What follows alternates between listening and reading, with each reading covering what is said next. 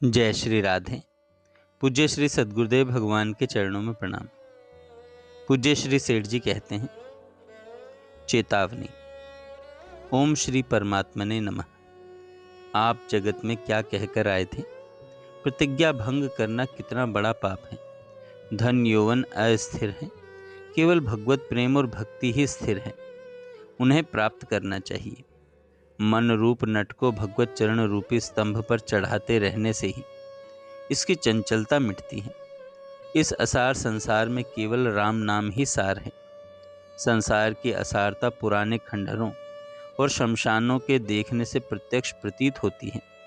समुद्र के जल में नमक, काठ में अग्नि और दूध में घी जिस प्रकार रम रहा है, उसी प्रकार परमात्मा सब में रम रहा है। उसी के नित्य ध्यान से कल्याण की प्राप्ति होती है। आप मालिक को किस लिए भूल रहे हैं? स्त्री, पुत्र और धन किस काम आएंगे? प्राणों के निकलने के समय कोई सहायता नहीं कर सकेगा। साथ तो शरीर भी नहीं जाएगा।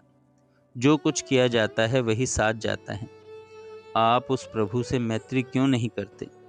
उसके समान प्रभु और प्रेमी और कौन मिलेगा? ऐसा हितैषी दूसरा कौन है? उमा राम सम हितु जगमाही, गुरु पितु मात बंधु कौ नाही। सब मतलब की मनवार करने वाले हैं। फिर आप उस प्रभु से प्रेम क्यों नहीं करते? प्रभु तो आपसे कुछ भी नहीं मांगते, केवल उसे हर समय स्मरण रखना चाहिए। उसके नाम का जप और ध्यान ही सार है। जप करने से ध्यान अपने आप होने लगता है। आपके ये सब पदार्थ किस काम आएंगे? एक दिन सबको मिट्टी में मिल जाना है। जो कुछ ले सकें सो शीघ्र ही ले लेना चाहिए। अमूल्य श्वासों को व्यर्थ गंवाना उचित नहीं है। फिर आपकी मर्जी। अपने स्वार्थ के लिए किसी से सेवा नहीं करवानी चाहिए। स्वार्थ ही पाप की जड़ है। अपने धर्म की तरफ देखना ही मनुष्य का कर्तव्य है।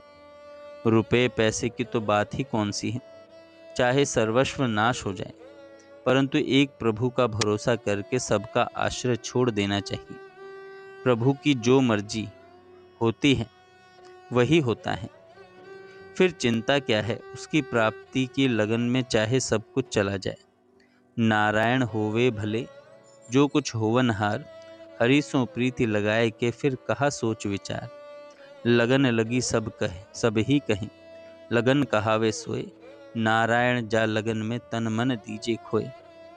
भगवान की राजी से यदि हमें नरक भोगना पड़े तो उसे भी आनंद से भोगना चाहिए।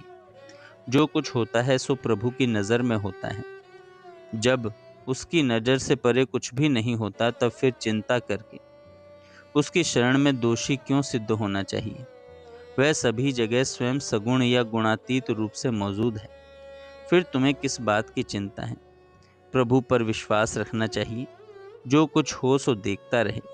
प्रभु जो कुछ करें उसे ही आनंद से स्वीकार करना चाहिए। उसके विधान पर मन मैला करने से वह कैसे संतुष्ट हो? केवल उसके नाम का जप करता रहे, फिर ध्यान अपने आप ही हो जाता है।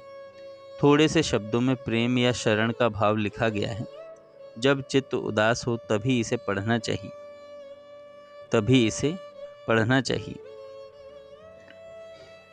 जय श्री राधे।